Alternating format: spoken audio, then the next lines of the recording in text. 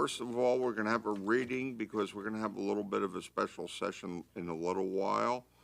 In acceptance with the Virginia Beach Code, City 2-21, and the authority vested in me as the mayor of Virginia Beach, I hereby call for a special formal session of the Virginia Beach City Council Center on Tuesday, June 14th, 2022 at 3 p.m. City Council Chambers, Building 3, formerly Building 1, second floor, 2403 Courthouse Drive. A formal session is already part of the regularly scheduled meeting, but would be a formal session is limited to the consideration and candidate of appointment or boards and commissions. The purpose of this special formal session is also to be able to counsel to convene into a closed session to discuss the performance of appointees and their compensation, process in section 2.23711A1, evaluation performances and compensation of city council employees. At the conclusion of the closed session, the City of Virginia Beach will reconvene an open session for the purposes of certifying the closed session before adjourning. No appointments will be formally made at this point. Okay. Mr. Bellucci is not feeling well and will not be joining us. Okay. But at this point, we're ready to go forward with City Council District Data Profiles. Mayor, as well, I'm sorry to interrupt, but Mr. Rouse sent an email earlier too saying he was out of town. Okay, He would not be thank you here very as well. much. Thank you. Okay. Sorry, Patrick. Oh, you're fine. Mr. Mayor, members of council, at this time, we're going to have our director from Performance and Analytics give you an update on an item that you all discussed at your retreat for more data and demographics on the new district profiles. The team from IT and OPA have done a tremendous amount of work, and we're eager to hear your feedback before we on this demo before it goes to prime time. Hey, welcome. Thank you. Good evening, good afternoon, Mayor, Vice Mayor, council members, and City Manager, of course.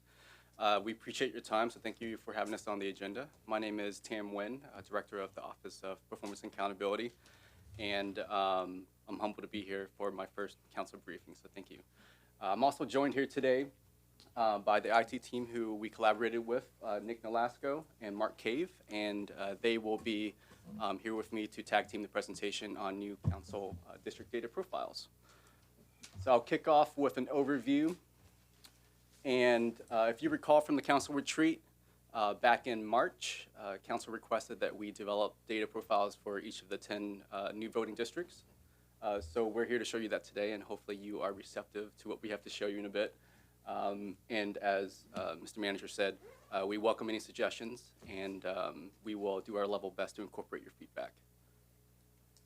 So this is a collaboration between OPA and IT, again, as Mr. Manager said, and they were incredibly receptive to the level of support that we needed, very flexible.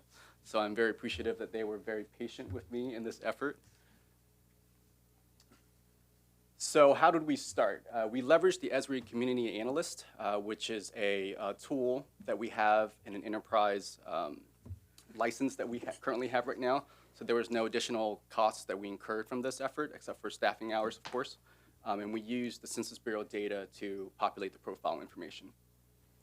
And all of that culminated into websites that we'll demo in a little bit. They're all interactive, so the data sets are actually dynamic, and you'll see that in a bit. And before Nick and Mark carry it away and dive into the profiles, I want to give a brief outline. So each of the data profiles will actually have a cover page that looks like this, just mapping the boundaries of each district. Following this page, that will highlight key features of the city. And then following this cover page will be an executive summary, which will basically be a snapshot of key data points that we have for each district, anything from median household income to unemployment rate to some poverty information as well. And then following the executive summary are multiple pages that you'll see categorized into one of four areas: demographics and key indicators, education, health, and economy. So of course, in the interest of time, we're not going to dive into each data set and each page. The intent and aim of this presentation is to really showcase the features of this, how dynamic and interactive it is, as well as showing you that we can do some data comparisons with neighboring localities and such. So I will let Nick take it away. Welcome, Nick. Hi, good afternoon. Sam said, I'm Nick Nolasco. I'm here with Mark Cave. We're IT Center for GIS. And these were built using the Community Analyst tool that's currently available as part of our enterprise license agreement with Esri. And as Tam said, it's using mostly census data and some data from schools and city data as well. These are designed to look at from a personal computer, so some of the slides may be hard to see here, but we just want to go through them and show you how they are set up. So the first page of every report, as Cam said, is it's basically just a map of the district and where it's located. The second page of that is just facts about the city. And this is the same on all 10 profiles. So it's just general facts about the city. Okay. Up next is the executive summary. And this is really designed to be like the one pager for the district, highlighting all the key facts. As Tam mentioned, everything really is interactive in this. So as you move around, you can hover over different things, click on the different buttons, and get different facts. So in this, we see that the dominant tapestry is Workday Drive. You can click on that further to see that's making up 32% of the district. And then it tells you, the household type is married couples, median age 37. And then if you click on the View Full Segment Profile, that'll pull down the full PDF from Esri, and it's a much more detailed, I think it's 4 pages for each one of these. Next is key demographics and key indicators. So your population, home value, age of your citizens, size of the household, household income. So generation, breakdown of population by generation and age.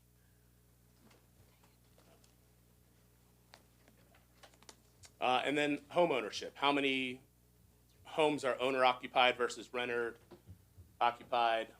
Home value, and this is comparing it currently to Chesapeake. We can switch that to Virginia Beach. It's really just using bordering boundaries. So you can compare your district to the city as a whole or any other neighboring geographies. Education. So there's a map of the schools. On the right side, again, the map's interactive, so if things look a little cluttered, you can zoom in on the map and pan around to see where your schools are located. Education attained, this is your education degree of the citizens in that district. Again, they're interactive. If you can just click on one of those, Mark. Perfect. And again, this graph is interactive as well. So there's a comparison at the bottom, and you can compare what level of degree attained to your district versus city as a whole and other geographies. This has the state and the U.S. as a whole, as well as Carolina.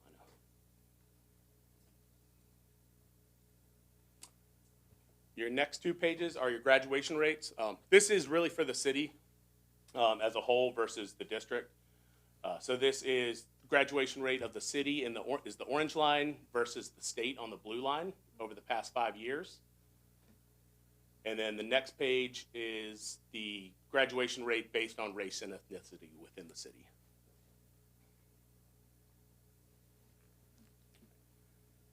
Healthcare and insurance. Again, these are interactive. The only one we really want to highlight during this is on the next page. And that really just shows where people are getting their insurance. So we see this in all the 10 districts that most are getting it through their employer provided.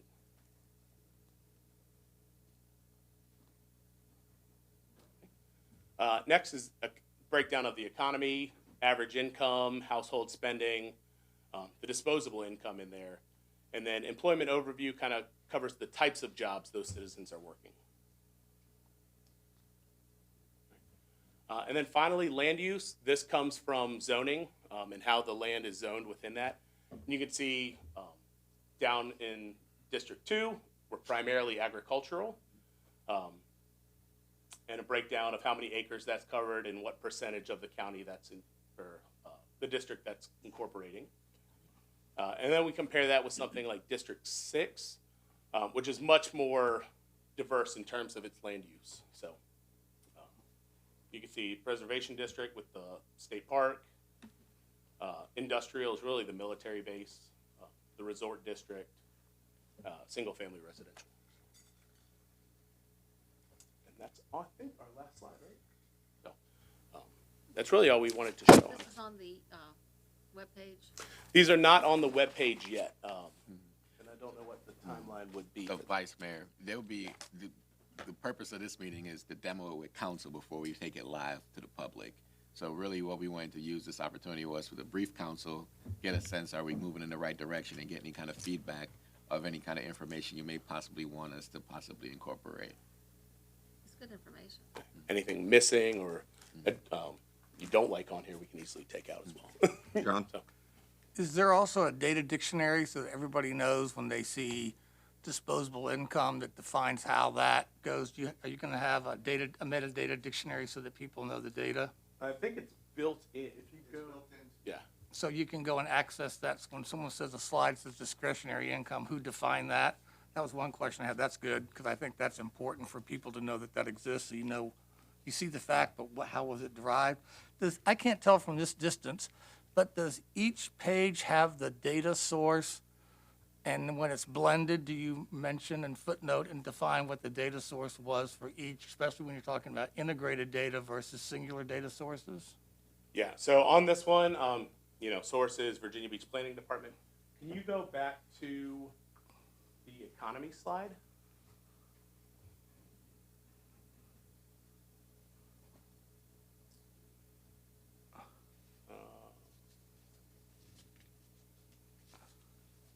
Right, so it does say where the data in general is coming from on this slide.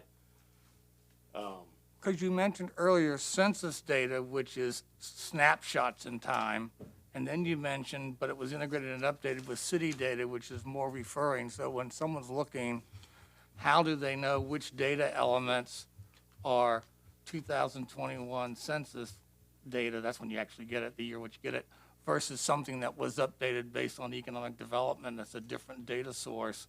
And so you're not, so people know when they look at it where it came from. I think that's always important when you're talking about statistics. Sure. And because there's different refresh rates of your data, because census data does a community survey, but that's usually every 3 years or 4. So I'm just trying to make sure that when people see it, they know what it says, but they also know the time latency of the data, because that's important that people understand it's not today's snapshot. Right. It's, I think that's all, knowing the and is the data set upon which it relies exportable, so that people, since we spend a lot of money to put the data sets together, are they exportable so that other people can do their own research? So it's available through Esri. So they may have to download a license, obtain a license through Esri to pull the data in. But census data is public domain, Census so why data. would they have to pay for that? Census data is, and I believe we have that data available. And that's Yeah. exportable, because I think people do like, I mean, I'm not the only one, but Yeah. others too, like to do their own work. So I just want to make sure if we spend a lot of time and effort, to the maximum extent practical, that people would know, hey, if there's a look you want to make. My last question, Mr. Mayor, is does the data which you build on, is the fundamental building block census tract? Census block. Census Yeah. blocks, because that's key, because that's a key point that people can, and they can go through some of those drill downs and get to the census block. I don't know if it takes it that far. So what the application really does is it takes your community boundary and it summarizes what's inside of that. Reason why I'm asking, because we have very diversified areas, so you might look, and so the median might not show if you're in District 4, we're the consolidated people that are economically disadvantaged, and that would get blended out. But if you were looking at a census block look, you would be able to see that diversity, and you wouldn't be misled by aggregated about. And I think for a council, that would be an important thing to be looking at as a needs assessment. You'd want to be able to go beyond the aggregate, but you'd want to be able to see that next level of differentiation about blocks, the census blocks, which allow you to see that, everything is not as nice as you think it is. Yeah. Behind the billboard, there's places. Provide a reference to each census block per district. Can you go? But I don't want to belabor the point. A lot of people have questions, but I just want to make sure that the granularity, the most fundamental molecular building of the data is always the thing that's best when you're trying to answer questions. But this gives you for the average citizen, a graphical representation. But when you want to start making policy, then you really want to get down to the most granular level that the data will support. But this is great work, and I like the fact that you built on the 10-district concept, because people are seeing that same model, so that it's a familiarity, and they know how to use it. So good on you for human factors, a big A+ on that. Thank you, Mr. Mayor. Okay, Guy, then Rosemary. My curiosity is such, I'm just wondering what's not in there. Were there marginal issues that you consider? One that I just have a question about, is there any voting data in there? There is not. Did you consider getting any voting data from the registrar or otherwise to put in there? We did consider that, but we would have had to do it at the state level instead of at the district level. We couldn't drill down to that. Could not drill down to the district Not to the level district from what you had at the state? We can continue exploring that, but I don't know. We haven't done that yet, so we did consider that, yes. Well, it's just good information. I think a lot of people would have a lot of interest in it if you could do it without great difficulty. And without being able to comprehend everything that's in it, I just was curious if you had any comments on any close calls of what you might have left out about what else you could have included, but just decided that enough's enough. Or whether you had any there were issues a lot of with data points that we wanted to include, but didn't want to be too overwhelming with what we wanted. So we did explore other data points that we wanted to include. I'd be interested in knowing informally some that might not have been included that you considered, but considered possibilities but didn't include.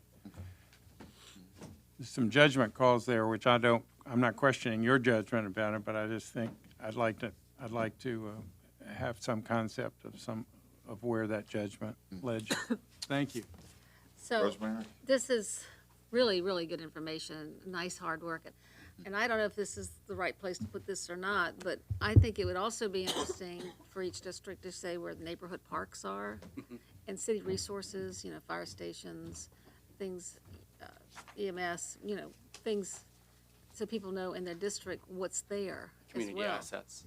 The community assets, if we could add some things, along those lines. Sure, we can explore that. We should have that Good idea. information, right? Schools and, all of that. But, I mean, I know you've already got the schools in there, but the other community assets would be really nice. We can explore that. Thanks. Good suggestion. Good stuff. Mr. Dehaney? So, Mr. Mayor, so I'm hearing there's some things that we could add, like possibly looking at voting information and adding some community assets. And I think they'll look at to see what we did not add in there and put that in a Friday package or something like that. But is it okay because it's always going to be a working document, Right. It's something that we can continue to tinker with. And as you see things over the months or the years, you can say, hey, could we add this and we can look into it. So is it okay to have a rollout to the public now and start to continue to add to it? Does anybody mind us launching it? I think it's a good idea at this point. Get it out because, I'll tell you what, it's, we're going to a totally new system. It's not only new to us, it's new to every voter and resident in the city of Virginia Beach. So is it okay let's get going with this? I think it's all good information, and then value added as we can get this other. And then also the city can let folks know that it's out there too. Yep. I'll be looking for it tomorrow. It's already posted, so. Just don't break it. Don't break it. John, I didn't know you had any interest in data at all. Okay, thank you very much. Thank you. All right, thank you. All right, next, public health report. Welcome, Dr. Celia Pedati. Caitlin Padati, you got it. I got it. It's those vowels, that Italian last name, but you got it. And I did have a couple slides, but if it's, We're bringing it up. oh, no worries, that sounds good. I think, as we get the slides pulled up, I can start and just say it is lovely to see you all again, and thank you for the time today. What I was hoping to do is just give you all a quick update on some of what's going on in public health, a little bit of a briefing on a couple of sort of current issues that I think are top of mind. Dr. Badati, can I cut you off real Yes. quick? And Mr. Mayor, members of council, Dr. Badati asked, and I think council will not have a problem with it, she asked if she can set up a regular cadence, probably quarterly, and brief council on the state of the health department and the state of public health in Virginia Beach. And I don't think you all have a problem with that, so I told No. her it's okay to start. I think we found out how important public health is. Thank you, Mr. City Manager. I apologize, I just dove right in there. Yeah, I'm Please. Good. Yes. Mhm. All right, go. Mhm. Great. Thank you. And do you want me to? You got a clicker for?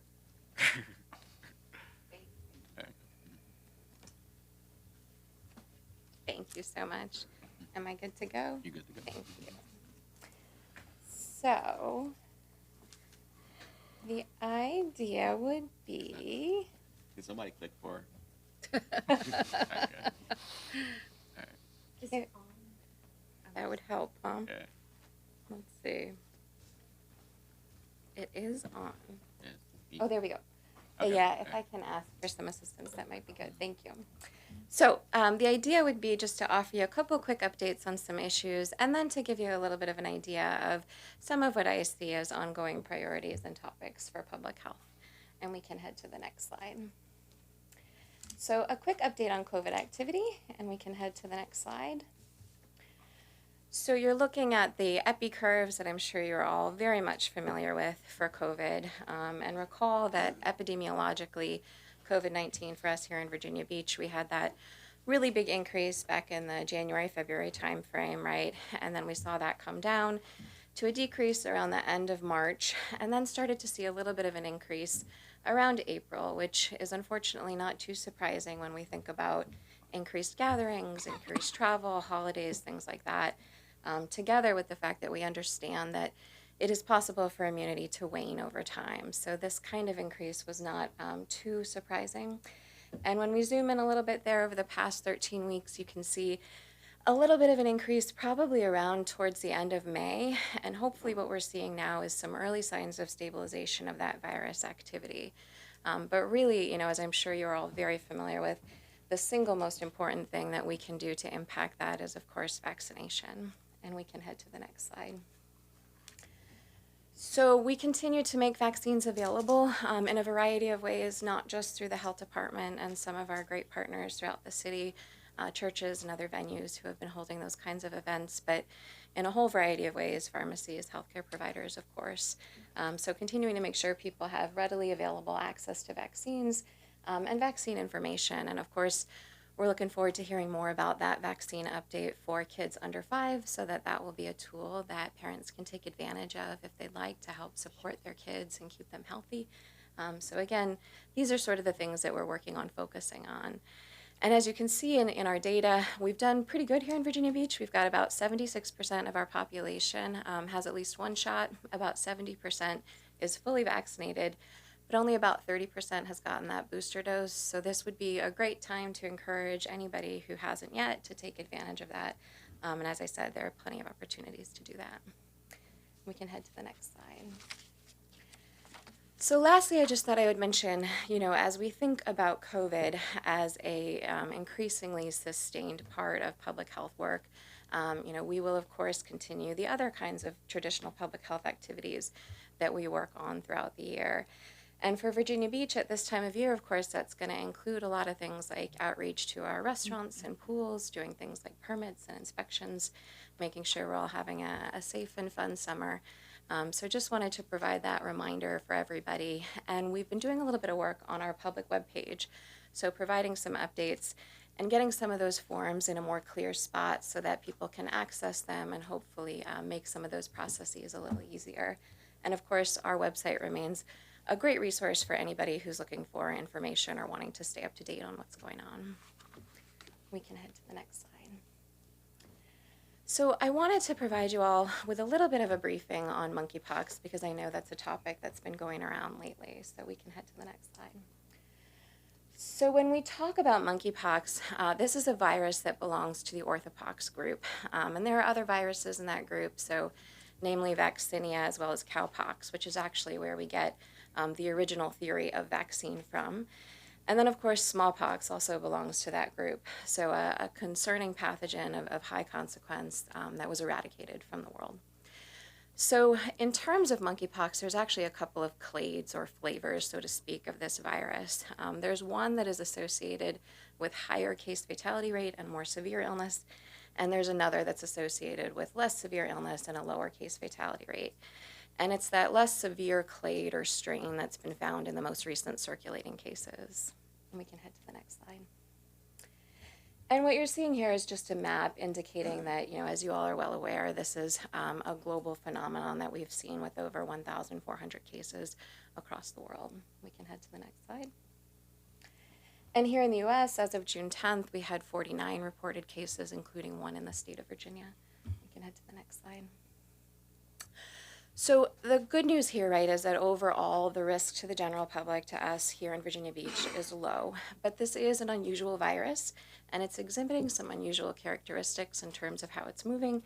And so one of the primary things that we want to do is make sure that we're providing both the public and our clinicians with up-to-date information as things change.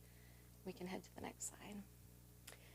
So part of what's going on, efforts across the state through VDH include making sure that our clinical providers know what to look for. And so we're sharing information about monkeypox. Many of us have never seen monkeypox, of course, including the prodrome, or sort of the set of symptoms that comes early, which includes things like fever and swollen lymph nodes, and then the characteristic rash that you can see, which is sort of bumps or pustules across the body. And part of what's been a bit unusual for this particular outbreak is that rather than some of that full body rash, some of these cases are clinically appearing more like STIs, more in the genital region, and so important for our clinicians to keep in mind and have that at top of mind when they're caring for patients. We can head to the next slide. So in terms of transmission, generally speaking, just so everybody understands, this is a virus that can move from animals to humans like many viruses can, if there's a sick animal or if somebody's ingesting certain kinds of bushmeat. And it can move from person to person, particularly with contact with those pustules or rash.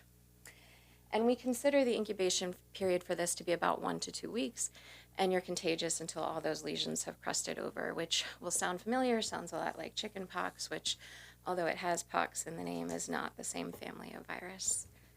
We can head to the next slide. So the important messages here are that thankfully right now the overall risk remains low. We want our clinicians to be aware of what's going on and have that high index of suspicion and reach out to us so that we can help facilitate testing and care if that's needed. But in general, we just want to encourage everybody to stay up to date, and if they have questions or looking for information, they can always reach out to public health for more information. We can head to the next slide. So I wanted to turn now to talk a little bit about what I've seen as some of the public health priorities or things that are top of mind for me here in Virginia Beach. And we can head to the next slide. And what you see here, I thought I'd start with sort of 3 general ideas that hopefully you'll hear in the next couple of slides in terms of where I think there's some opportunities for us to think about the future of public health. So first, recognizing that the COVID response, has been a long and challenging experience for all of us, but that I think there's some real lessons learned and opportunities that we've experienced throughout that. Second, keeping in mind that I think there's this unique opportunity, in part because of COVID, to start to think about the future of public health and population health, and what that really means for Virginia Beach and how we can best structure a system that supports our community. And then finally, I'd like to talk about the community health assessment as a tool to start to get towards assessing and evaluating that structure and developing that for us in Virginia Beach. So when I talk about a community health needs assessment, I'm referring to a public health tool that's traditionally used to help understand the status of the health of our community. And I'll talk a little bit more about that, but again, I think this will be a great place for us to start in thinking about public health. We can head to the next slide.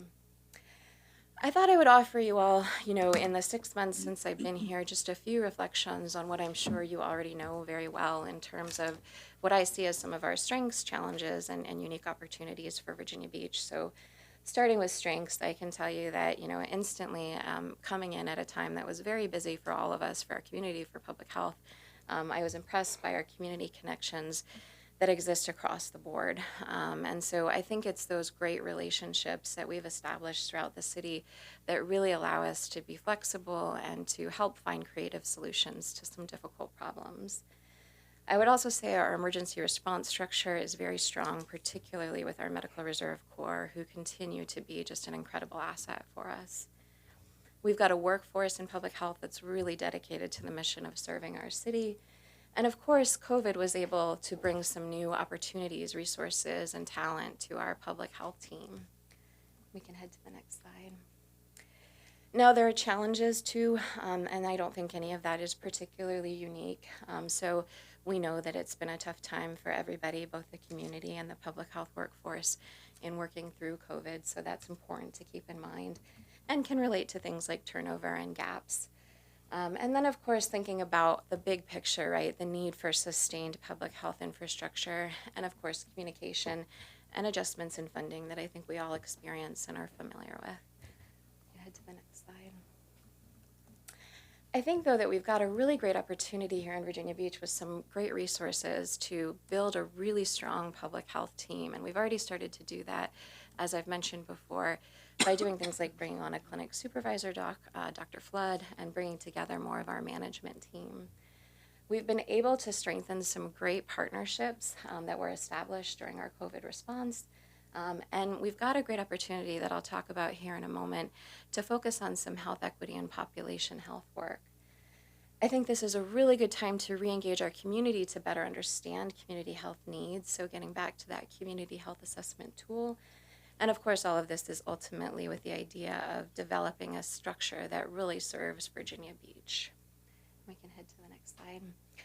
So I've mentioned this once before, but wanted to highlight for you here again that Virginia Beach was lucky enough to receive a grant from the CDC focusing on health disparities for underserved and vulnerable populations. And we received about $3 million of that grant that is set to expire in about a year. So far, we've only spent approximately 8% of that budget, but in the time that we've had those funds, we've brought together some key leadership team and strategy, to help develop our plans for that money. And one of the really important parts of that planning is going to be how to ultimately sustain that work. We want to make sure that part of what we do is create a structure where when the grant funding goes away, the good work continues. We can head to the next slide. So the focus of that grant includes community mobile outreach, bringing local data, to help inform decisions, some of what I think we were just hearing about, really mobilizing and working with our partners, and then again, of course, really looking at how to develop that sustained structure. And when I look at this, what I really see is population health, right? So the idea that we can take a look at our community and really use information to understand its needs, just like I would for a patient in front of me, and leverage that to help determine how we can best improve health and well-being. We can head to the next slide. I wanted to give you just two quick examples of some of what that team has been working on. One of them was a spring health event where we used data to understand where there were people who hadn't been vaccinated and bring those resources to them. So making it easier for people, more accessible, and again, thinking about our community, our neighborhood, our census tract as the patient, right? So a great way to help leverage resources that I think can be applied beyond COVID. We also were recently able to engage in a focus group, so really sitting down and hearing from our community members, what are your concerns about your health? And as you can see, we heard about things like chronic disease and some of the really complicated factors that go into overall health and well-being. And I mention that in particular because that's exactly the kind of information that we need from community members across Virginia Beach to really help inform our community health assessment work. And we can head to the next slide. And we can go on to the next one. So when we talk about community health assessments, as I mentioned, this is a great tool that we can use to help understand the overall health and well-being of a given community.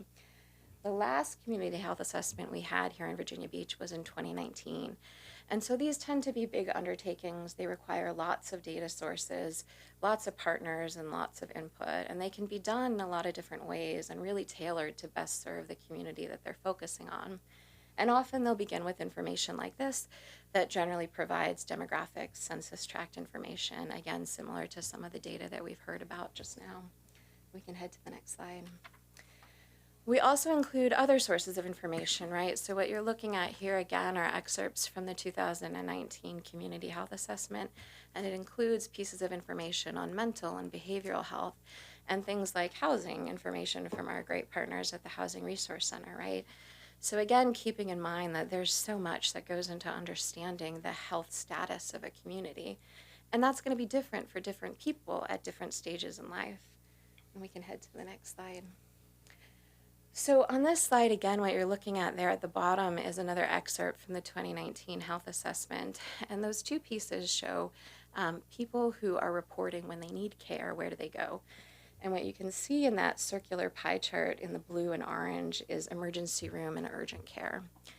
And next to that, you can see a graph asking about which of the following health-related which of the following health-related issues concern you about aging? And you can see answers there relating to things like loneliness or even fall prevention.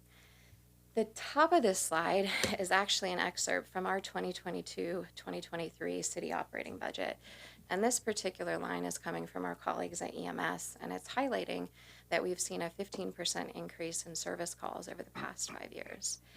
So I've cut and pasted all of these things into one space for you because as your health director, when I look at this, I see a pattern and I see an opportunity. So I see people who have real problems, right, but who don't know who to call. And so we end up engaging 911 and our dedicated first responders. And I think this is actually an area where public health can help, right?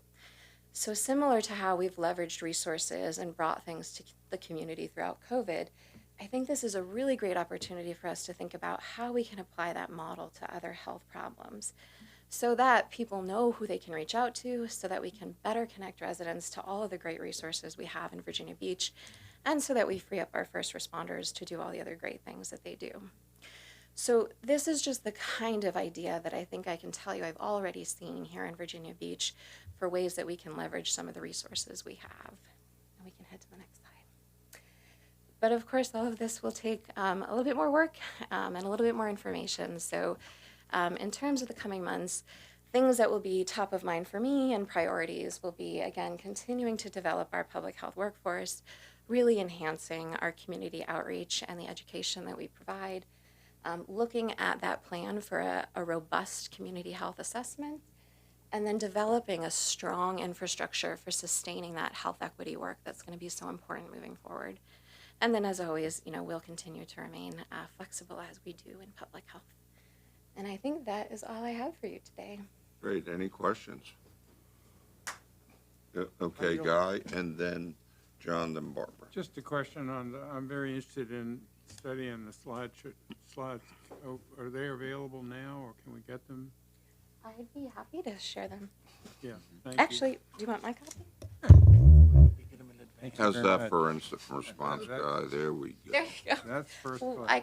we can follow up with an electronic. Yeah, that was emergency medicine. Forgot. John, then Barbara. On your grant, is that the time period for obligation or the time period for expenditure?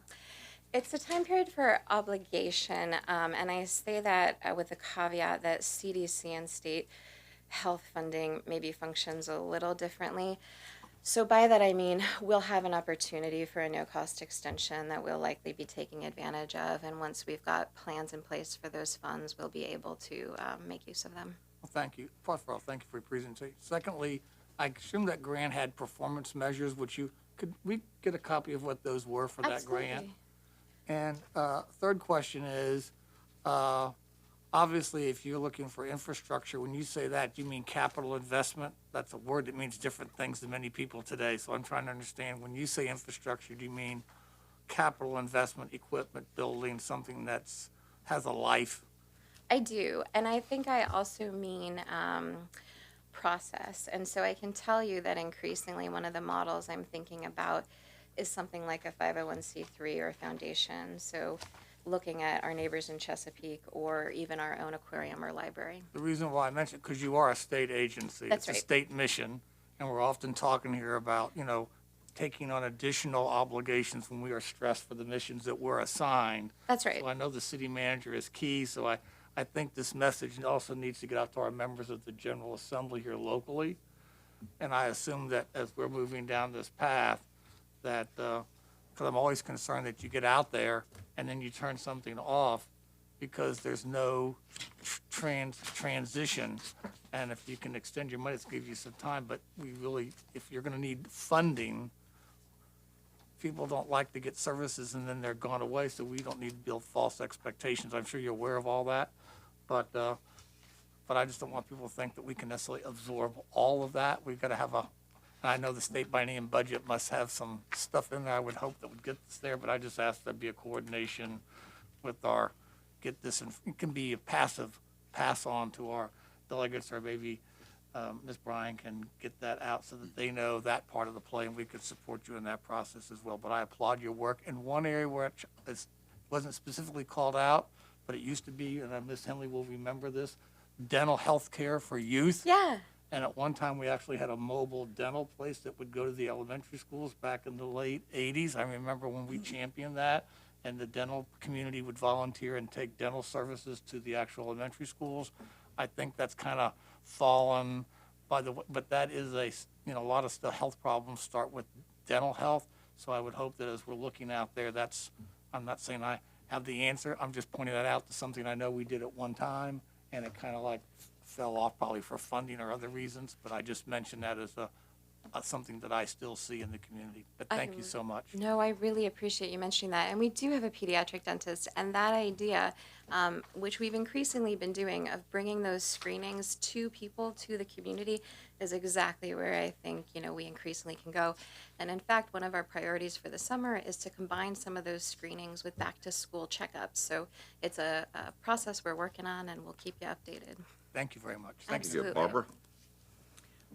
I can't wait until we get in the new building. I hope the audio is better and we have a better set of microphones, so I missed a lot of it.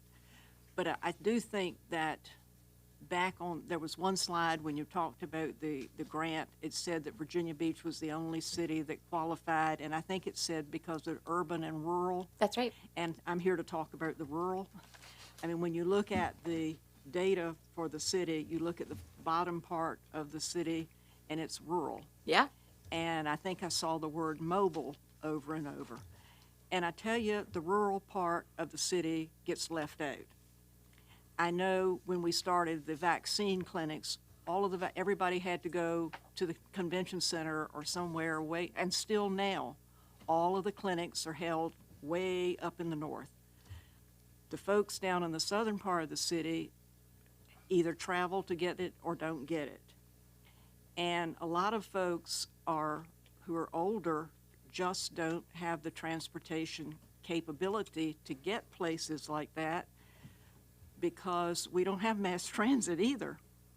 And I think we did manage to get a couple of little vaccine clinics down at the Senior Resource Center, but I really had to be a pest to get them.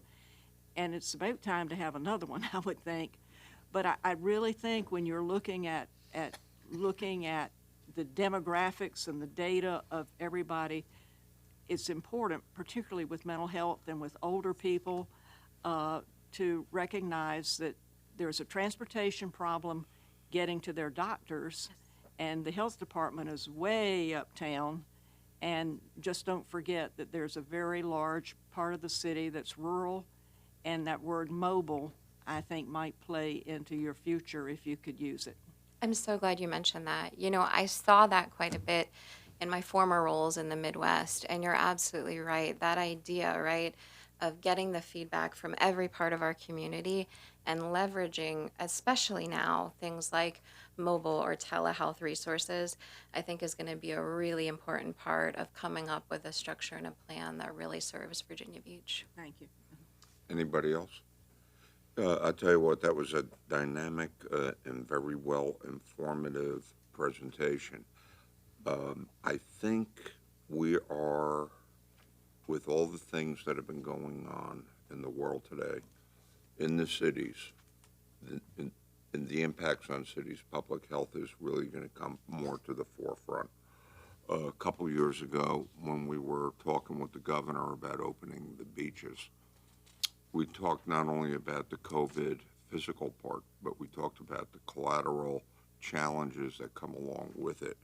Anxiety, depression, suicide, drug abuse, alcohol abuse, domestic abuse, and things of that nature. And I really think there's going to be a lot of residual aftershock, from what's going over. COVID's going to be going on in other ways under any names for the foreseeable future. But the other thing is, too, and we're finding out more and more, with Rosemary's task force on violence, and when we talk about working with the other mayors in the region on violence, the predominance of mental health as an intervention is getting more and more prominent. And it's also public health integrating with the social services aspect of it, too, is going to be far and far more, permanent.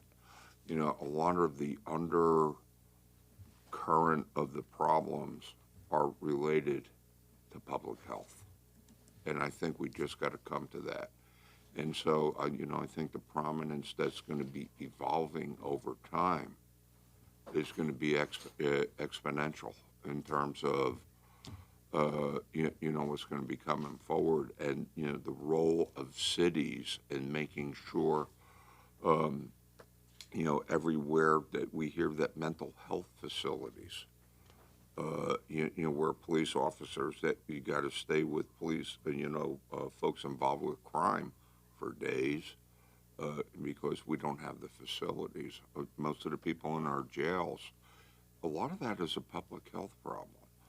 So once again, going forward, we're looking forward to working with you, because, we're identifying the challenges now. And, I think it's going to require, and the other thing is, I don't know if there's still access, but years ago I was involved with a group called Access Partnership, and they were providing, medical services to the underserved, and part of it was a dental program. I don't know if they're still viable. But once again, thank you, and looking forward to working with you. Thank you so much, Mr. Mayor. Okay, thank you. Thank you all. Appreciate it. All right, moving on. City Council staff support issue, and we're going to have Regina Hilliard come up. Hi, Regina. How you doing? How are you, Mayor?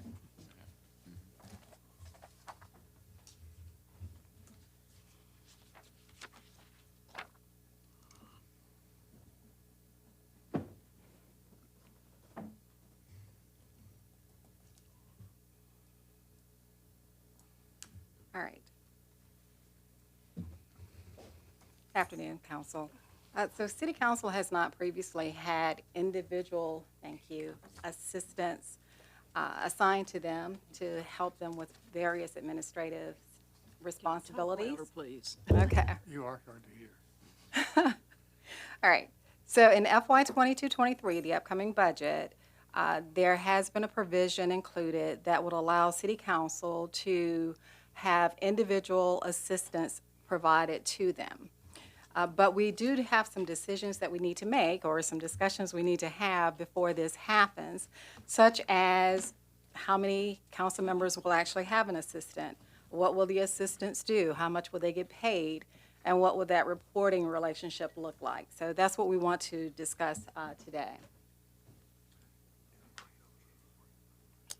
If the city council does use assistants, of course, we'd have to make sure that the city council members only use the assistants for council-related work. So they would not be able to assist with any campaign issues and that sort of thing, since city funds are being used, which I know you're aware of that. But you could have them perform many of your administrative functions or assist you with many of those functions, such as you may want them to peruse your emails for you. You may want them to go through social media and respond using social media. You may want them to set up town hall meetings or to schedule other meetings for you. But whatever administrative duties you do have them doing, we have to make sure that they have the appropriate resources to get those accomplished. So for example, they'll need a laptop. They may need a city cell phone. We do not think that they will need a city office because we're thinking that most of their work will be done remotely. But we do need to make sure that they have everything that they need to get that work accomplished. And if these city council members have assistants, we need to decide how they'll be hired. And there are a few options. We could hire them as temporary employees through a temporary agency. We could contract directly with them, or we could hire them as city employees. So if we hire the assistants as temporary employees, we could use the existing city contract with the temporary services agency, and those individuals would then be employees of that agency. They would not be city employees. You do tend to have more turnover when you're using temporary services agencies, but that could be mitigated by hiring known individuals. So that is a possibility of something that we could pursue. We could contract directly with individuals.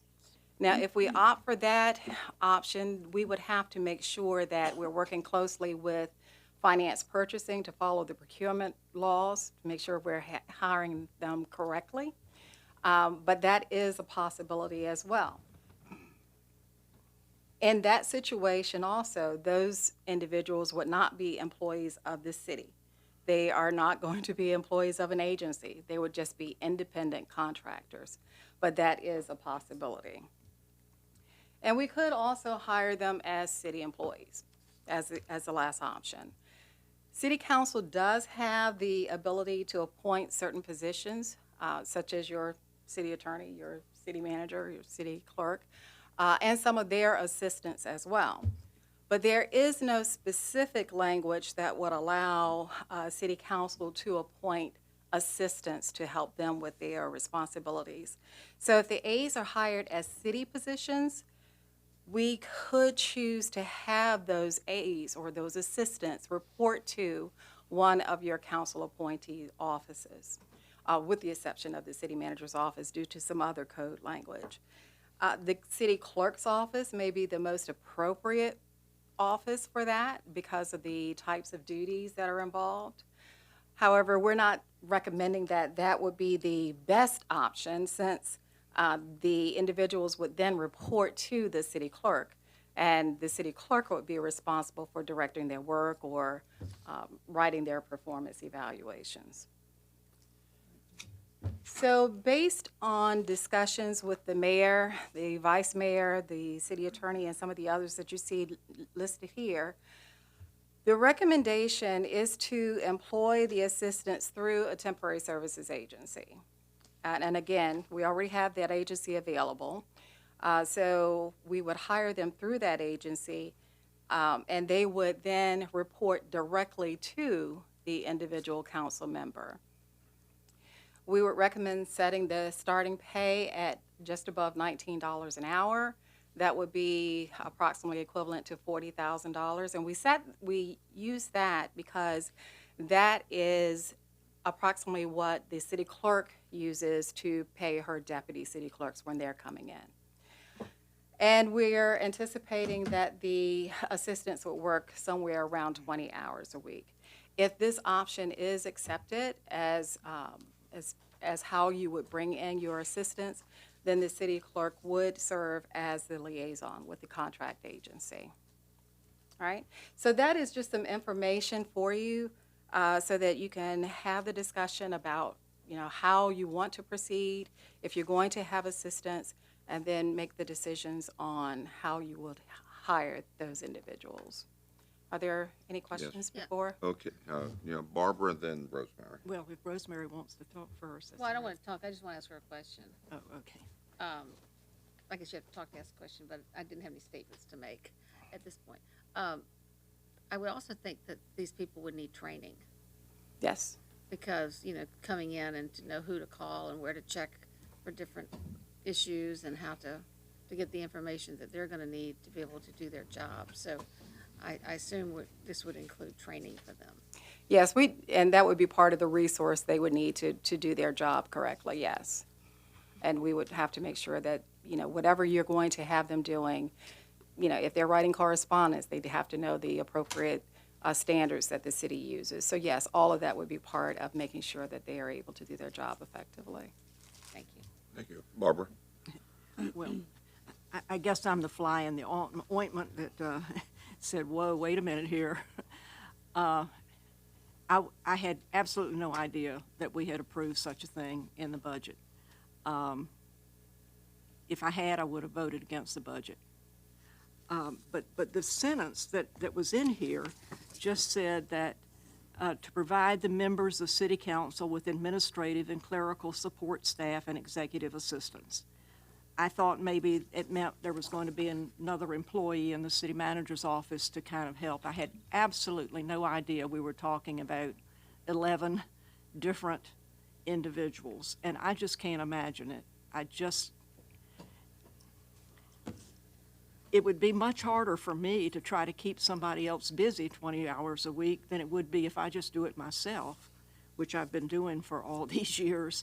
And I don't see anything in what's been suggested that they would do that I don't consider that's my job. And so I just don't even remember that we had any discussion about individual assistants. And so it really took me by surprise. I think it's going to be an entirely different way of operating. I can't imagine 11 temporary people out there bothering staff to try to get information for their council person. And I don't want somebody reading my emails and then interpreting to me what these people said or trying to do research for me. That's my job. I just think this is an entirely different way of operating, and I really think if this is what we're going to talk about, we need to talk about it, and the public needs to be able to have some feedback, because I just don't remember anything that we talked about that would have led to this, and I guess I missed a meeting I didn't know I missed, but I didn't hear it in the budget discussion. I think there was some brief discussion maybe at the retreat, but I thought we said no, we wouldn't do that. So to everybody else, when this came to me, I just sort of flew off the handle because I said, what do you mean? And I just, that's why I would like, if we're going to do this, I would like for it to be a separate vote, because I don't like the way it stands now that I voted for the budget and therefore I voted for this, because I just don't see that we've got the work necessary to do it. And some question came to me from a reporter that, well, with this new system of representation, is that going to cause it? And no, this is what I've been doing all these years. I've had a district. When I first went on the council, I was the Pungo Borough representative. And then it got to be the Princess Anne district, which was a whole lot bigger, but I still managed to do it. And now going back to Ward 2, it's really going to be a smaller district than I've had. So I certainly don't see that this new system is precipitating any need for this. It's what we've been doing for years. And as far as making my schedule, they would have to call me and ask me, so why don't I just do it myself? I just don't see that this is the best way to spend the public's money. I do think, and we did talk about during discussion in the council sessions and the budget, that we do need to make sure our citizen response is maybe improved from what it is, and that's just what I thought this was going to do, help with citizen concerns, through another employee who was well-trained and knew everything and had the right contacts and could help with citizen concerns. That, I think, is a very important thing. But this kind of thing, I just don't see the value, and I really think we ought to hear from the public before we change our way of operation. Okay, John? Well, there'll be a time next Tuesday to discuss the merits of assistance. I want to focus and make sure I understand what it is. So we made it, 10 of you made an appropriation for this function. What I don't see is for each of these, what the breakout of that money is. Because a contractor is going to have a G&A, there's going to be some amount of money that's sucked up in the overhead of the contracting agent that's not received by the employee, so there's a cost. And I assume that the capitalization of these assistants would also be subject and confined by the amount of this appropriation. So if it's laptop, phones, all that would have to be covered out of that appropriation because that's the functionality that was appropriated for. So I think we really need to see how far that money really goes for each of those models of staffing. There is another model of staffing which wasn't considered, less direct. We could go and fund at a university or consortium of universities, give them a grant, which we could do. They could then provide stipends to graduate students, which we would then not be picking. They'd be nominating people, because I heard people mention research at the retreat, and that's not administrative. But there are some other models that could be looked at that would, for people who really think this is necessary, it's like paid interns, in effect, or paid fellowships, but the university picks the person, and this is the thing they're doing. I'm just saying there's other models. I'm not saying that I think any of them are the right ones, because I have my own opinions on this whole idea to start with, but I'm just trying to make sure that the full spectrum of resourcing, but I think we really do need to know how far the money goes, giving each of those carry different cost elements and different compliance costs. If you're doing the contract thing, I'd like to understand how that process works.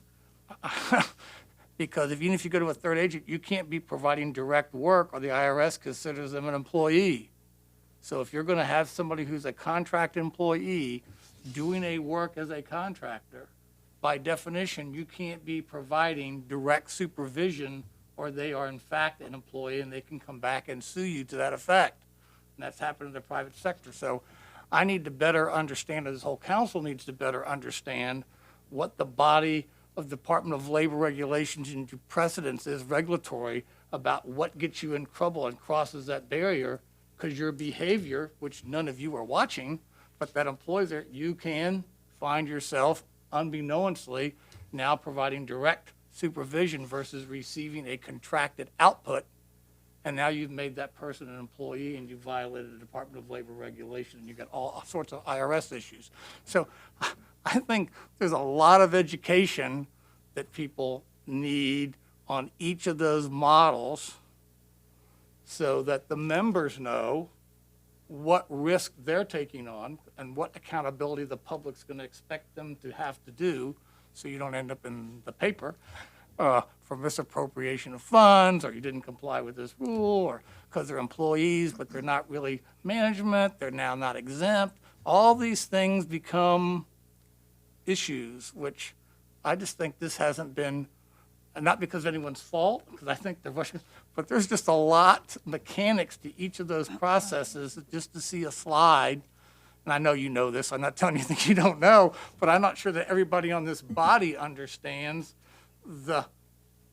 this is like the 80,000th look, but to say which of these options you want, I think each member needs to know what does that mean to them as to what they're accountable for under each of those options?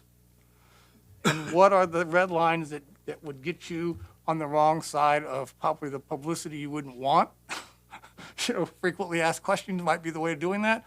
But I think that that's separate from the merits of whether we need assistance or not. We need to understand the executability of each of those options and what that means to the person who's providing the direct work. Because I think Mrs. Henley was trying to point out, sounds to me like, how do you have that personal relationship and just be managing output, which is what that contractor thing requires. So if my understanding of the law is incorrect, then I stand to be educated, but my experience has been that whole what's an employee and what's a contractor, you cannot be directly providing daily direction about how to do the work. They have an output to produce. And I don't think our legislative assistants for the General Assembly function in that manner. I don't believe. And I think that model, to my colleagues, can't work. The one I see that's closest, but not the one I would, is the city clerk one the most, because you can't have that interaction with the city clerk. But even that, at least then you're avoiding the contractor-employee issue. You got other issues, but I just think that to my colleagues, independent of what you might like to get, I think you need to make certain that whatever option you choose, that you understand the risk you're taking and we fully understand its executability of it versus what people's expectation is to have the equivalent of what an assistant is to a delegate or a state senator. I think that's what people probably want, that relationship. But absence a charter change, which wasn't one of the solutions on the thing either, was having our charter changed to allow that direct appointment, which would eliminate all these workarounds and would work. And I'm just trying to I might not agree with assistants, but I am trying to help my colleagues understand, pick the path that really delivers the functionality you want, and I'm not certain any of those three paths get them to the functionality that they're looking for. Thank you. Yeah, and Regina, can you address what Mr. Moss brought forward on the risk with the contracts and the relationships of delegation and, things of that nature? Any potential landmines there? So with an independent contractor, you do have to make sure that you are meeting the guidelines for independent contractors. So, for example, an independent contractor would typically provide services to multiple places, multiple people, so that you're not directly and only working for one person or one agency. You do have to be careful that you are not prescribing or over-prescribing the time, the method of how they do their work. There has to be some level of autonomy in how they accomplish their work. So there are some things that we would have to look for, and that's why I was saying that we would work closely with finance purchasing to make sure that whomever, if we decide to go that route, that we are making sure that we are hiring an independent contractor. And one of the ways that you look at that is, does this person provide services elsewhere? Do they have a history of doing that for others? So there are things that they're going to look for. Insurance is one of those things that they will look for to make sure that we are helping ourselves not to cross the line on independent contractor. Okay, anybody else? I have Rocky? one question. Thank you, Ms. Hilliard. And my question is, before we go much deeper into this, are we plowing up new earth here, or has this happened somewhere in the Commonwealth before? Or is this brand new that the body like this in a municipality has legislative aids? I would be interested in seeing if it's new earth that we're plowing up and we're setting the model, or does the model exist somewhere in the Commonwealth? Yes, there are some organizations within the state, within the Commonwealth, that do have their council having individual assistants. We know that City of Richmond has assistants. We know that Alexandria also uses that model. So yes, it does happen, and there may be some other places, but we know of those too. Thank you. Anybody else? Rosemary? So Fairfax County also has them. I know, I have friends there, and I don't think we have time to poll every jurisdiction, but these are, other than Fairfax, Alexandria and Richmond are much smaller than we are. I do want to say that during the budget time, I did call every single person to talk to them about the budget.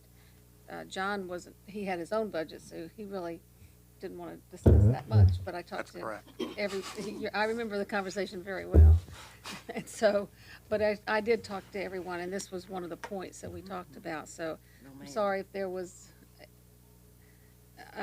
if you didn't feel like you understood what it was all about.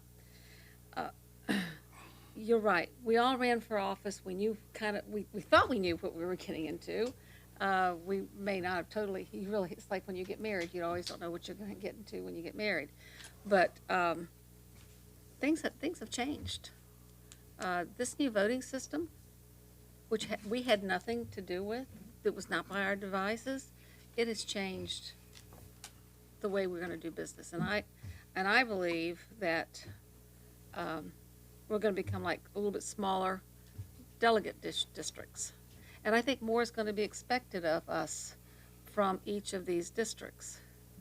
So I think constituents are going to expect a lot more. Is this a personal decision? If you don't want one, that's fine. Because when I polled the council, there was 2 people who was against it and 2 people didn't care. And then everybody else said that they were interested in having an assistant. So we are the largest city in the state, and we've been operating on the cheap with what we spend on trying to get our information out to people. I think you talked to Mr. Duhaney. Mr. Duhaney, did all the council members in Cincinnati have? They did. They did. They got pretty big salaries too, didn't they? They did. They did. So we're talking about $20,000 a year for half a person. Richmond, Alexandria, Fairfax, they all have them. And they have full-time people. They don't just have them. They have full-time people that make a substantial amount of money. So this is only for a part-time person. And if you don't think you need that much time, you don't have to use that much time. I think we had a lot of discussion with which model to go, and the temporary was the best because and they're more at will, and frankly, Bobby, he needs a full-time person, and he really needs one of these assistants under this plan because he needs to be letting his person know what duties he needs accomplished as the mayor rather than having to go through the city manager. That person should be reporting to him, and he does need a full-time person. So we really shouldn't be continuing the way we are, especially for the mayor. The assistants are going to need training, but I think we're going to need training too. We want to make sure that we do things right, and I've talked to some of the delegates, of exactly, we don't want to cross any lines of what's political and what's city business. But I really think that this is an opportunity that we have, that we live in a big city, 460,000 people, that we can meet the needs of our citizens a lot better than we're doing now. Okay, John, then Barbara. Well, I didn't realize we were going to get into the merits today because I thought we would do that when we have the vote next week. But since the public is watching, I don't want that to be the last word they heard, or not the only word they heard. It's very unusual for a legislative body to self-redefine their job without consent. We don't serve by anointment. We serve at consent. We didn't go out and engage the public and find out what their consent is. We are unilaterally defining the requirements of a job that we ran for, in fact, spent money to get, and those were the terms. Now, I realize how demanding the job is. I've done this job working 50, 60 hours a week in a full-time job, because this is a part-time position. We haven't changed that character. And I've eaten into sleep. As many of you people know, I'm not a big sleeper. And so I think I maintain a pretty heavy education on various social media, and I have and educate a lot of people on issues, and I do a lot of correspondence, and I develop an alternative budget, which is not easy to do, thanks to the staff's help, but it's a lot of time. But when I ran for the job, I knew it was part-time, and now we're saying that we think the job has changed. But does the public think the job has changed? Fairfax has had full-time people. I think they're up to maybe $95,000 a year. It's partisan. Their people do work directly for and serve at the pleasure of. I don't know how their charter reads, how that works, but they are not, they are directly picked. I can't speak for Richmond, which is also a partisan operation. And they have a strong mayor, in fact, in Richmond, which we do not have. And he hires a chief administrator. I don't know where the savings are and all that. But nonetheless, that's the system that they have. But if we want to change our manner of governance and how we are resourced and how we're going to work, I don't think that's a decision we should be making from our own assessment of what we think we need to serve the public. Does the public, is that the public's expectation? Maybe it's our expectation. But if we're going to redefine the job, the people ought to have a say. They're the employer. They hired us. We got to ask them what they think. And we really haven't done that. We talk about community engagement. We talk about transparency. But there hasn't really been that kind of vetting of what might seem like a minor change. Me personally, I would love to have a strong mayor form of government. I would love to have full-time council members. I would love to have this research staff to provide an independent look. But that's what I think is really unimportant when it comes to how we're governed, because I'm the employee, not the employer. And what the employer thinks is what should drive that, not what I think. And if I think that's important, I should be out there making the compelling case. And I guess some of you will be out there explaining to the public when you're on the ballot in November as to why, after raising taxes, you needed more help to do your job when they have to do a second job to pay their taxes. I'm looking forward to that explanation as the campaign proceeds. But this is the fundamental issue. And how it was done is to talk about process. If there's process improvement, we can certainly apply it to this process, because the people that pay the bill, we say we're doing it, haven't told us that that's an expectation. And I just think that we need to have that engagement. I don't need an assistant. I think I'm pretty analytically competent. My reading comprehension skills are pretty good. And I just make the sacrifices to take the calls, to do the emails, to write the correspondence, and get the job done. Now, if we're making the case that we're not having competitive elections because its part-time nature is precluding people who have full-time jobs who otherwise could run if they had an assistant, let's have that discussion. But to talk about workload, the workload can't be more.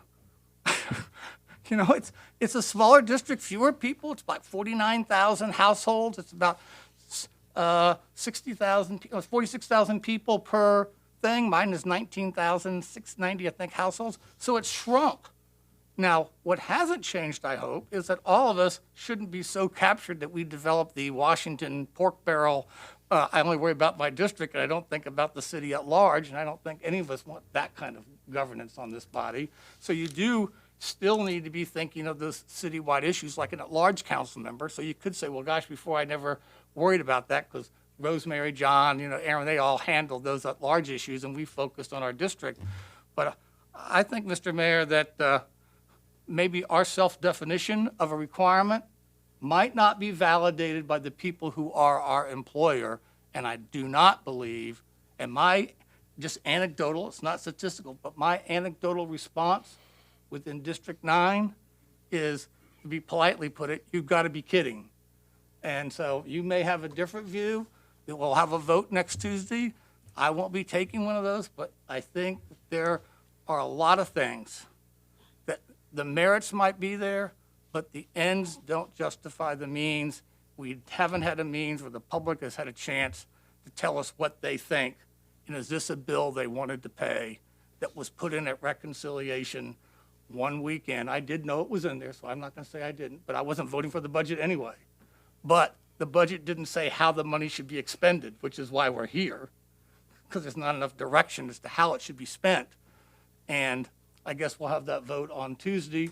And so I appreciate the opportunity to just express my initial entering argument on this issue. Thank you very much. Thank you, Barbara. Yeah, well, I've learned something today I didn't know, because all these years, there's always been a full-time person working for the mayor just in that office right by the mayor's office, and maybe they were officially responsible to the city manager, but they pretty much full-time handled things that the mayor needed and also helped the rest of us as we needed things off and on. So this might be a good time for the city manager to present to the council what the setup is now, you know, what the hierarchy is and who's working for whom in this administrative office and so forth, because there have been a lot of changes and I really don't know, you know, everything. So, I mean, if there's not someone who is pretty full-time working to do the things the mayor needs, I've been absolutely wrong all these years when Judy did so much for all of us and the others who served in that position. But anyway, it's a good time for us to see just what the administrative structure is and how it's set up and where we fit in and where each of the people are, so that we know what the jobs are that people are doing and we don't infringe on them as we shouldn't. Okay. Anybody else at this point? You know, let me just say, you know, there's change that people bring on themselves and there's change that are hoisted upon us. And, you know, whether we like it or not, we are going into, dare I say, uncharted waters with a totally new system coming up.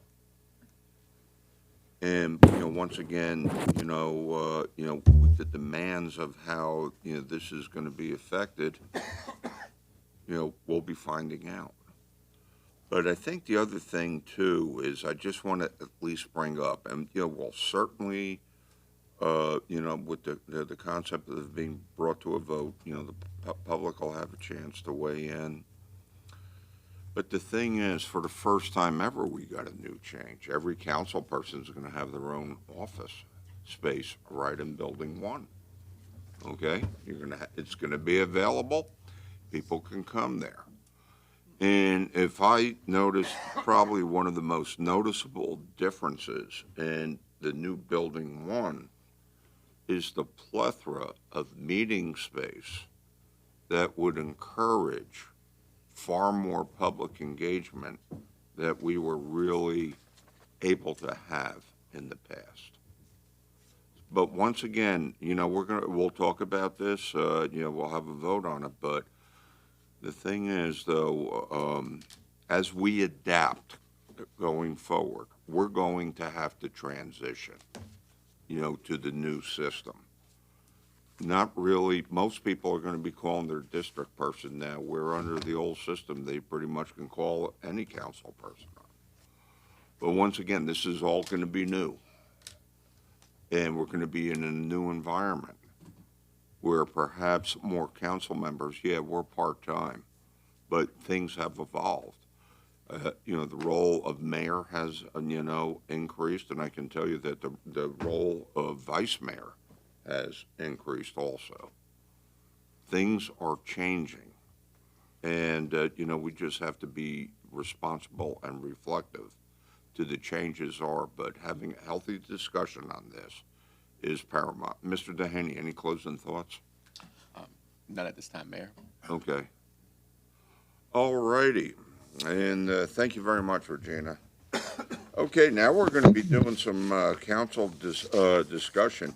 And my colleague, Mr. Moss, brought forward the other week about the significance of Flag Day, and I think it's more than appropriate to let Mr. Moss go ahead. And, you know, usually we would save this reading to a formal meeting, but I think it's, you know, important that we do it today to have a timeliness about it. So, John, take it away. Will do. Today is the day that the Continental Congress of the soon-to-be United States recognized this day, officially adopted the flag as our national symbol on this day.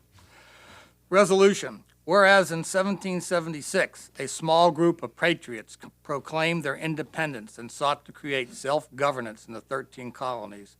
Together they stood under a flag stitched by Betsy Ross to carry out their vision for a new government.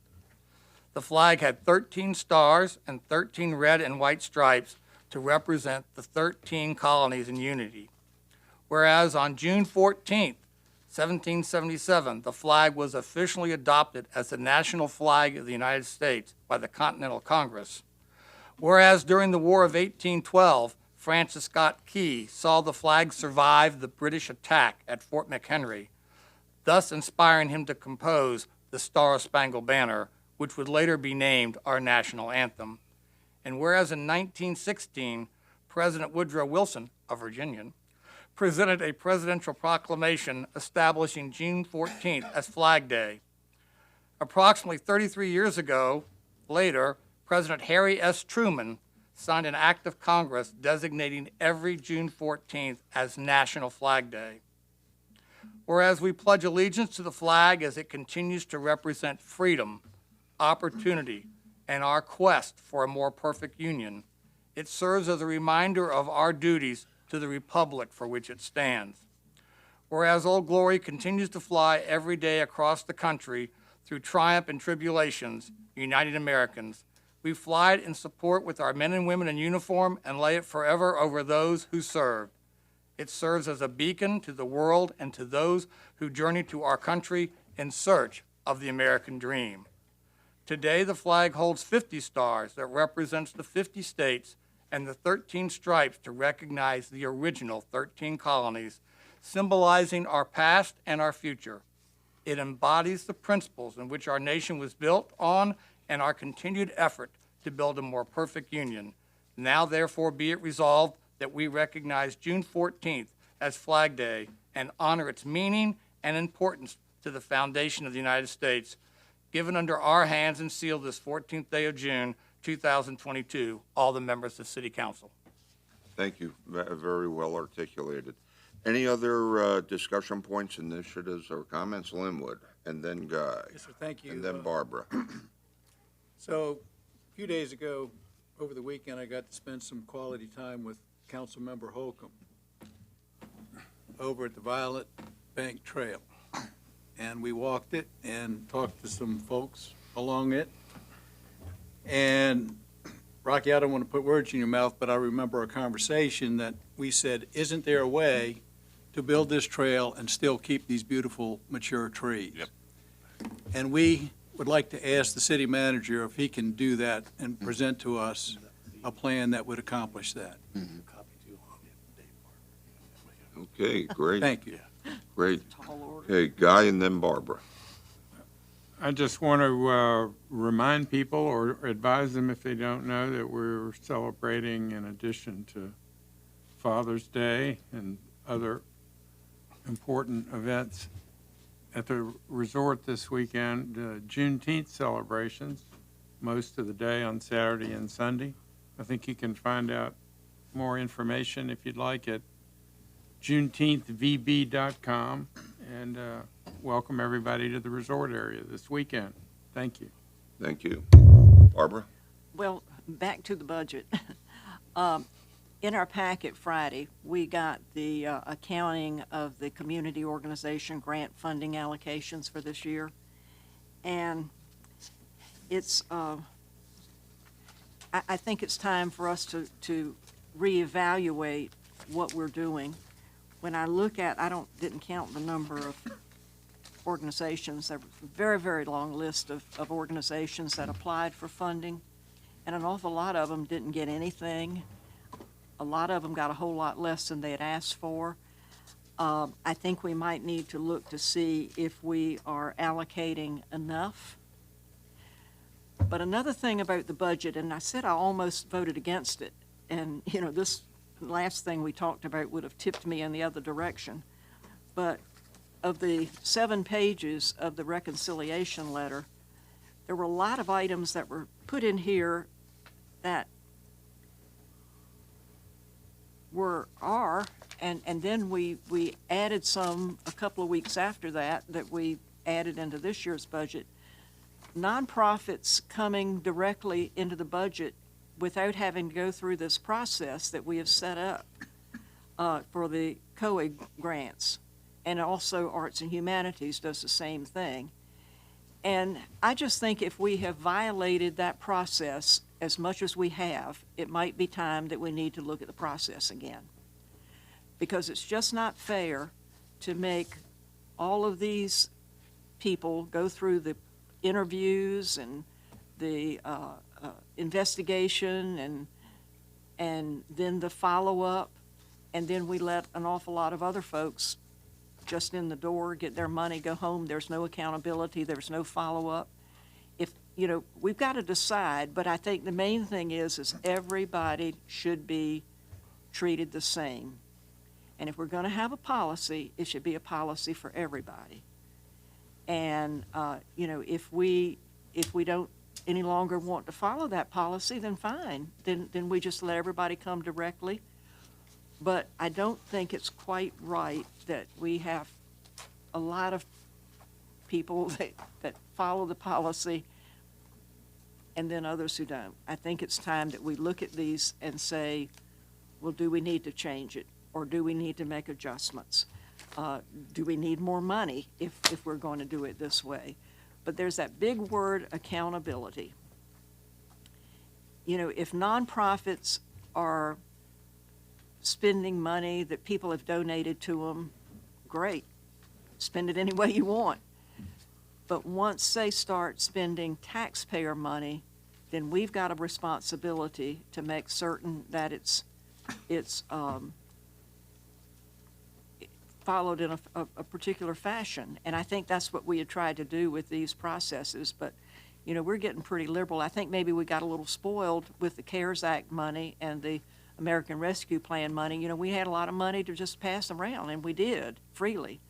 But now when it goes back to the money that we have to raise by raising people's taxes, we've got to be responsible for it.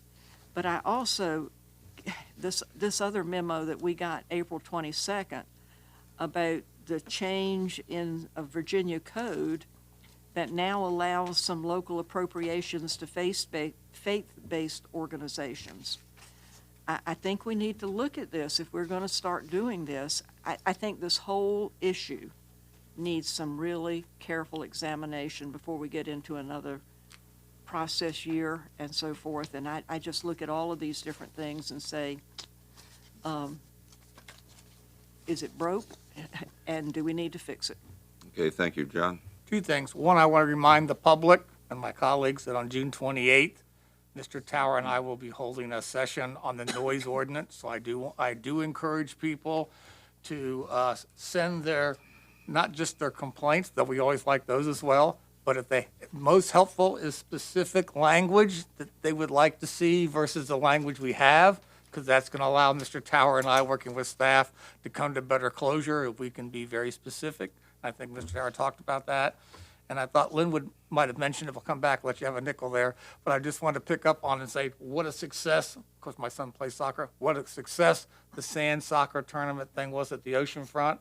I was down there quite often, and that was a huge crowd, a lot of people having a lot of fun, and it was, I thought, well supported. I think all the vendors were doing well down there if I saw the merchandise changing hands. But anyway, it was well executed. And what a great job on everyone's part. Just a quick comment. I think a lot of things that have left the beach are finding out there's no place like the beach, number one. And number two, can you give some more details on the June 28th meeting? What time and where, please? The staff's going to have to tell me on the room. I do know it's 2 to 4 on Tuesday. What? Building 19. Building 19, which is the one right across the street where we hold the joint meetings. That's where it's going to be held out. Thank you.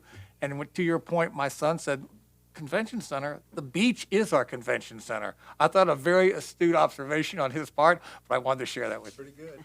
Okay, thank you, Rosemary.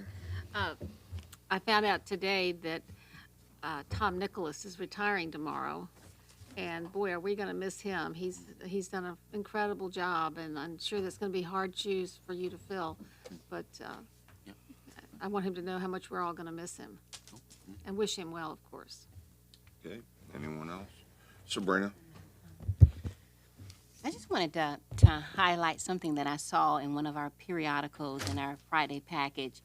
I was just perusing the periodical and I saw Virginia Beach's Ingram receives LGA award.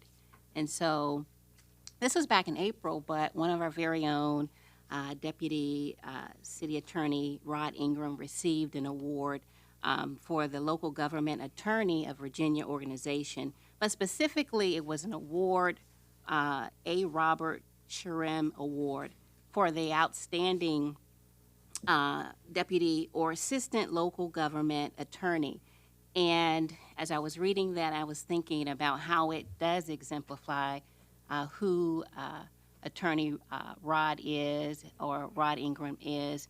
And just the award states that it recognizes a deputy or assistant local government attorney for exemplary public service and unwavering commitment to the highest ethical and professional principles. And that just so exemplifies who he is. Even from my days back in the NBC, I met him then, and I always thought very highly of him because of the way he conducted business and carried himself. But it's one thing I did not know about him, and I want to read it really quickly.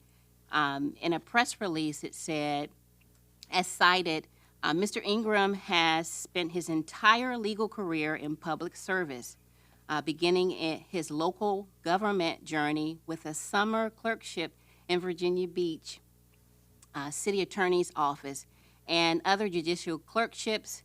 He returned to the city of Virginia Beach to serve the citizens of Virginia Beach faithfully for over 25 years. And so I just want to say thank you. And I saw that, and I just thought that it really exemplifies who you are. You do an excellent job. You're professional and of the highest caliber of integrity. So thank you. And if I could just piggyback on Sabrina's most appropriate comments. It takes a lot of people to run a great city. And Rod, you are a perfect example. What you do with what you're considered one of the top FOIA experts, conflict of interest, working in delicate situations with the Human Rights Commission. You have shown nothing but honor and integrity and pointing us in the right direction. And, you're one of the reasons Virginia Beach is such a great city. Thank you, Sabrina. I won't get a conflict of opinion interest just so I can get his autograph. You got do your financial disclosure form, and he'll make sure it's okay for you. All right, anybody else? And I just want to underscore what John Moss said about the sand soccer.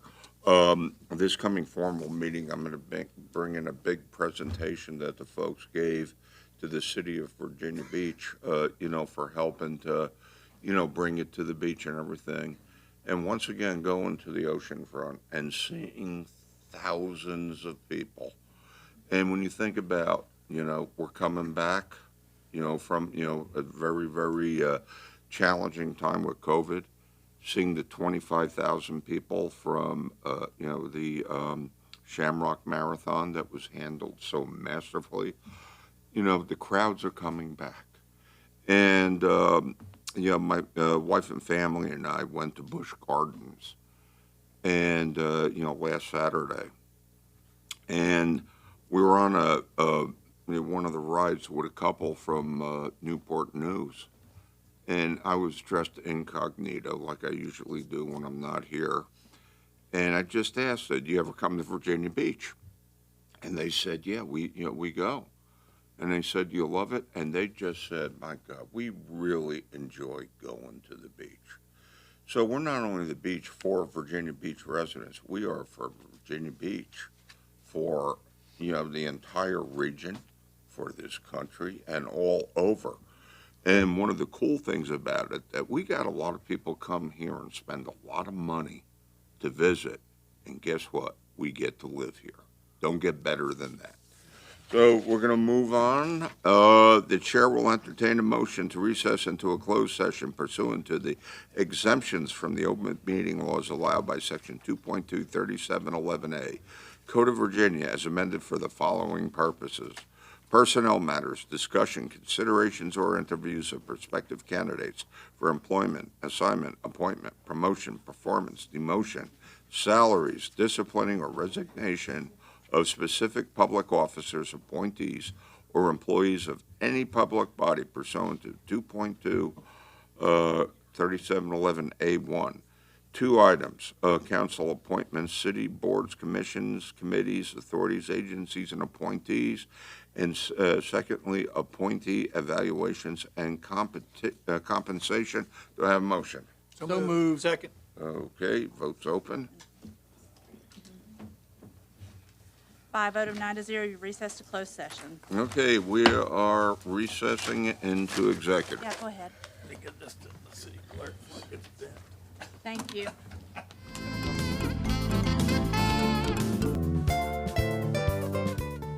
we have a motion to certify the closed session? So moved. Second. Okay, votes open. By a vote of 9-0, you've certified the closed session to be in accordance with the motion to recess. Thank you, one. Thank you all. We are adjourned. Get next week. Not early. I told you.